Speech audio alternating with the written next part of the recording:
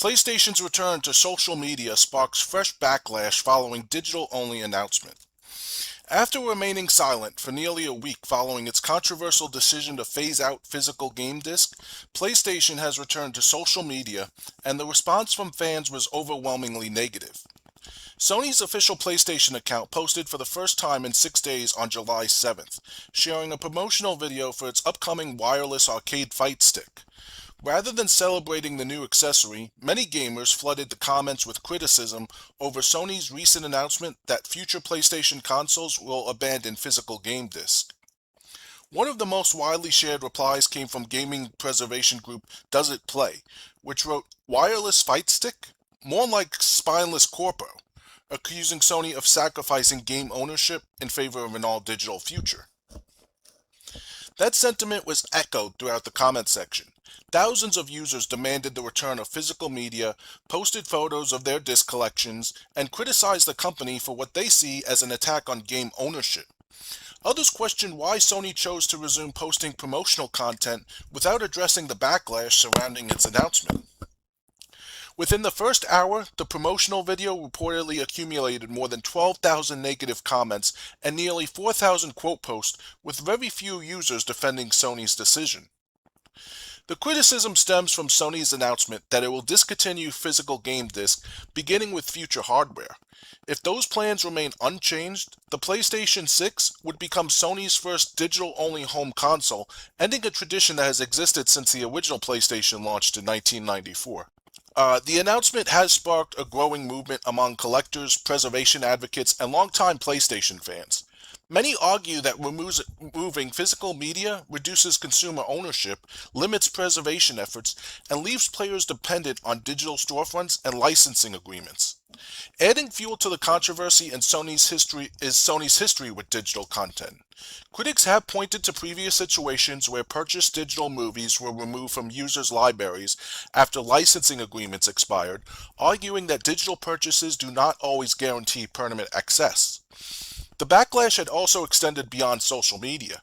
A petition launched by PNP Games CEO Jade Pierce has surpassed 160,000 signatures, with supporters urging Sony to reconsider its decision and continue offering physical editions of future PlayStation games. Some longtime PlayStation fans are now questioning whether they will purchase a PlayStation 6 at all. Instead, many say they are considering moving to PC gaming, citing greater platform flexibility, wider storefront options, and access to DRM-free games through services like GOG. Others believe Sony could still reverse course, pointing to Microsoft's decision in 2013 to abandon its original Xbox One policies after facing significant consumer backlash. At the time, Microsoft scrapped plans for mandatory online connectivity and restrictions on used games following widespread criticism and weaker than expected consumer support. Whether Sony follows a similar path remains uncertain. While some fans remain hopeful that the company will reconsider, others believe PlayStation is fully committed to an all-digital future. Reports have even suggested that at least one manufacturing facility responsible for producing PlayStation game discs has already begun transitioning its production lines toward other products. But now, Sony's return to social media has done little to calm the controversy. Instead, it has reignited criticism from fans who continue to demand one thing above all else: the option to keep buying and owning their games on physical disc. I do have to say that this is um, it's a blunder it's a mess up by Sony, and honestly, I'm seeing a lot more backlash from what Sony is doing than when Microsoft was tried this with the Xbox One original in 2013. When they tried to go all digital on the Xbox One and saying if you want to trade games with friends, you're going to have to trade the license, and it's not just, you're not going to be able to sell your games back to GameStop. You're not going to be able to sell them to someone else like on eBay or anything, um, because the license there would be, it'd be, you can't sell it to just whoever, and then that disc and wait until the disc is sold, and then you got that would never work, because when you sell a game to GameStop and they sell it to someone else, you don't know who that person is unless you just happen to be in the store when it sells. Um, but now with Sony, uh, I've seen a lot of people.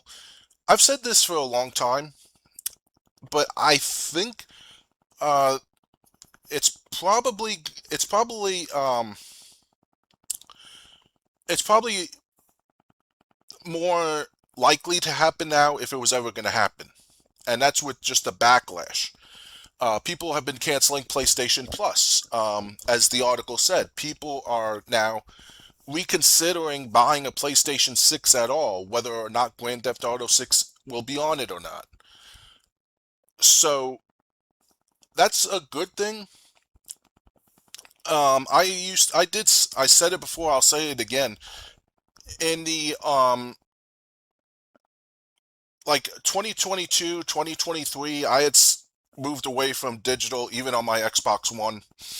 And I was basically moving away from Xbox One games. I was going back to PlayStation, PlayStation 2, PlayStation 3, because I have, and just basically getting more of the games that either I wanted and never completed, that I had at one time and never completed, or that I never got to play in the first place.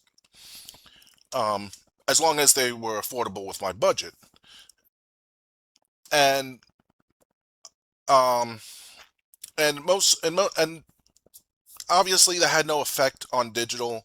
Digital just continued business like everyday normal. And I figured, well, I'm the only one who can do it. That can. I'm the only one. I can only control what I do. I can't control what other people do.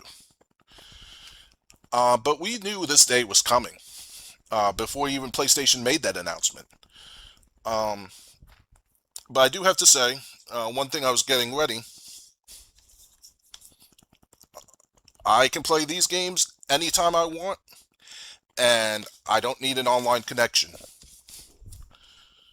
Um, and I'll show my disc also. Make it so you can see it. This is not as going as smoothly as I'd hoped, but whatever.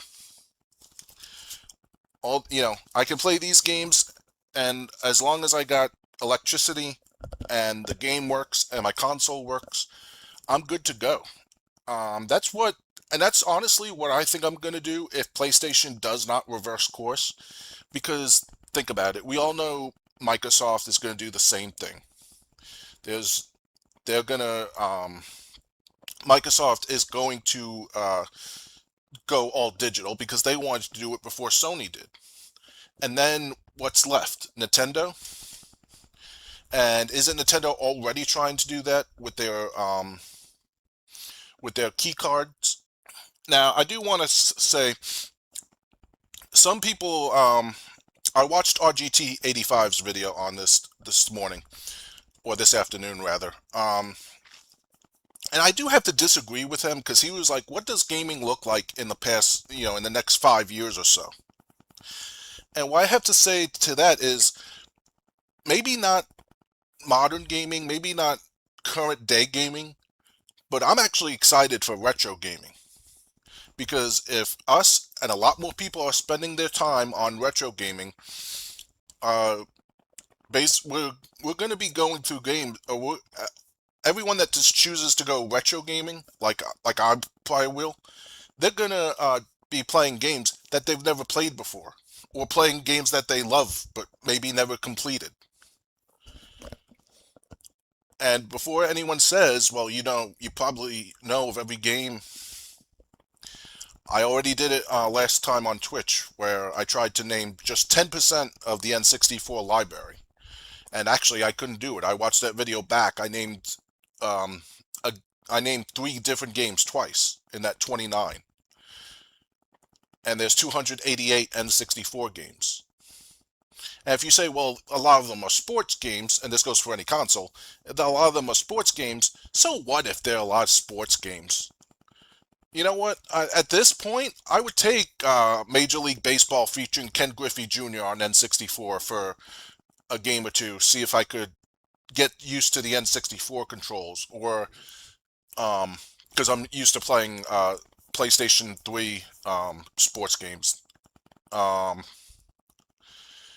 so even if a lot are sports games, okay, but there's still games out there that we maybe never heard of, or maybe that we heard of but never heard anything about, that we never got to play before. One game I'll bring up, 40 Winks. Other than the title and that it was released for N64 and PlayStation original, I know nothing about that game. So, like I said, maybe use your favorite AI, ChatGPT, Claude, Gemini, to suggest these games based on whatever console you already have. As many people that dunk on the Sega CD, there's good games on the Sega CD. So, maybe it all depends on what console you're interested in, and what's in your budget. And if, and I don't blame anyone getting upset for digital, especially since these developers, or these console developers anyway, that want to go digital, they don't protect you. They're not looking out for you. If you get screwed, they say, too bad, buy our next product though. So, you know, it, that's really, you got really three options here. You can either deal with whatever direction that gaming is going in. If you have the money, you can go to PC gaming, or you can go retro.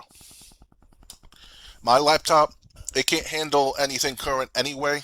It's like um, anything uh, with my specs the way they are.